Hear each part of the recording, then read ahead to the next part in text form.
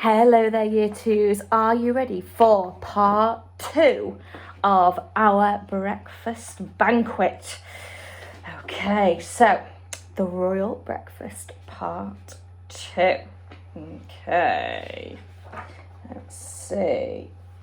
I think the BFG, he has just shoveled in a load of, what was it? Let's have a look.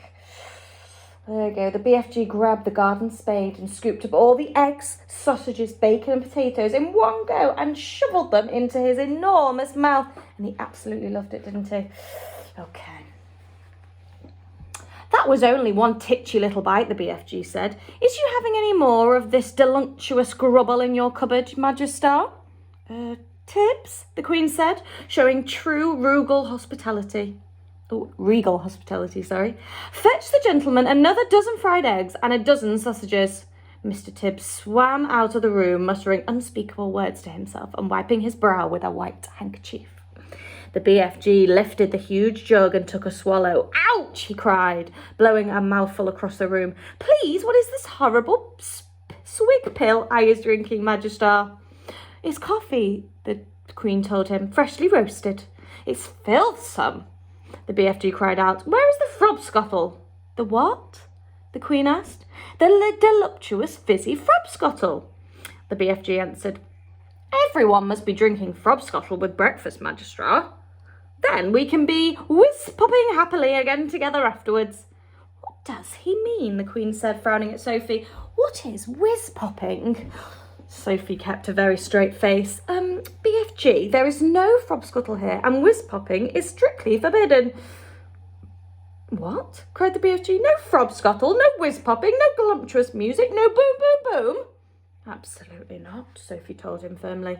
If he wants to sing, please don't stop him, the Queen said. He doesn't want to sing, Sophie said. He wants to make music. Oh, he doesn't want to sing, Sophie said. He said he wants to make music, the Queen went on. Shall I fetch him a violin? No, Your Majesty, Sophie said. He's only joking. A sly little smile came across the BFG's face. Listen, he said, peering down at Sophie, if there isn't having any frobscottle here in this palace, I can still go whiz-popping perfectly well without it, if I is trying hard enough.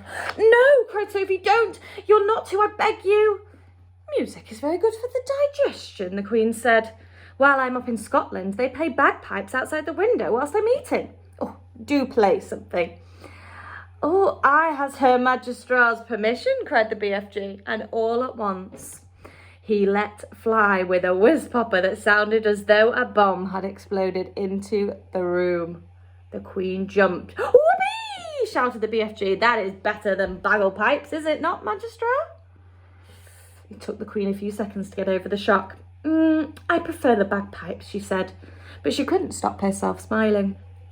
During the next 20 minutes, a whole relay of footmen were keeping busy, hurrying to and from the kitchen, carrying third helpings and fourth helpings and fifth helpings of fried eggs and sausages for the ravenous and delighted BFG. When the BFG had consumed his 72nd fried egg, Mr. Tibbs sidled up to the Queen. He bent low from the waist and whispered in her ear, Chief Chef sends here apologies, Your Majesty, and he says he has no more eggs in the kitchen. What's wrong with the hens? The Queen said. Nothing's wrong with the hens, Your Majesty, Mr. Tibbs whispered. Then tell them to lay more, the Queen said. She looked up at the BFG. Have some toast and marmalade whilst you're waiting, she said to him. The toast is finished too, Mr. Tibbs whispered, and Chef says there's no more bread. Well, tell him to bake more, the Queen said. While all this is going on, Sophie had been telling the Queen everything, absolutely everything, about her visit to Giant Country. The Queen listened appalled. When Sophie had finished, the Queen looked up at the BFG, who was sitting high above her. He was now eating a sponge cake. Big friendly giant, she said. Last night, those man-eating brutes came to England. Can you remember where they went the night before? The BFG put a whole round sponge cake into his mouth and chewed it slowly while he thought about the question. Yes, Magister, he said.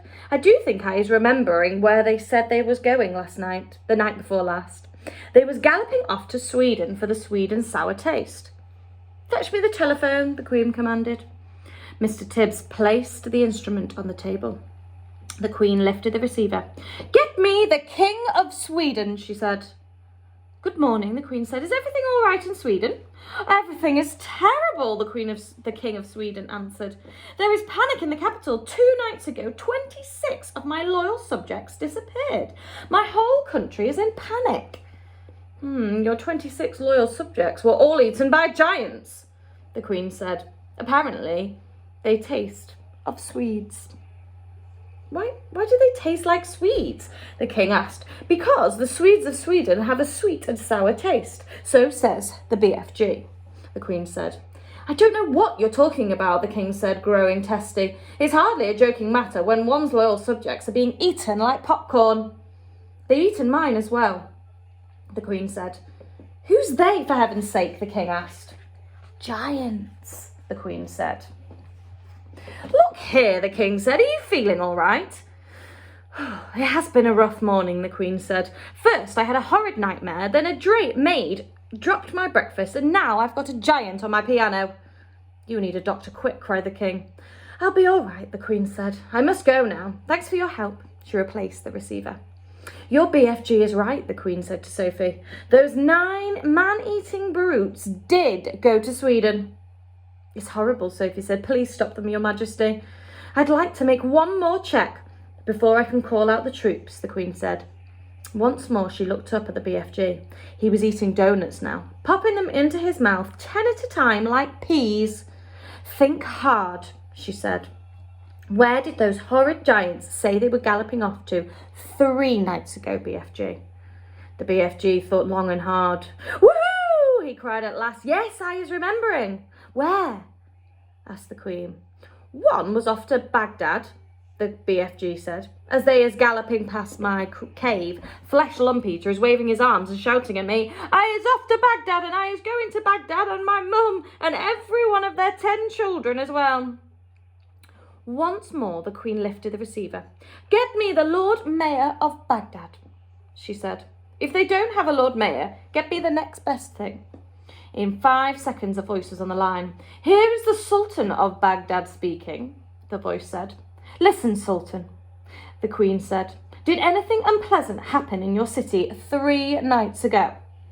"Every night unpleasant things are happening in Baghdad," the Sultan said. "We are chopping off people's heads like you are chopping up parsley." "I've never chopped parsley in my life," the Queen said. "I want to know if anyone has disappeared recently in Baghdad." "Only my uncle, Kaplan Harun al-Rashid," the Sultan said. "He disappeared from his bed 3 nights ago, together with his wife and 10 children.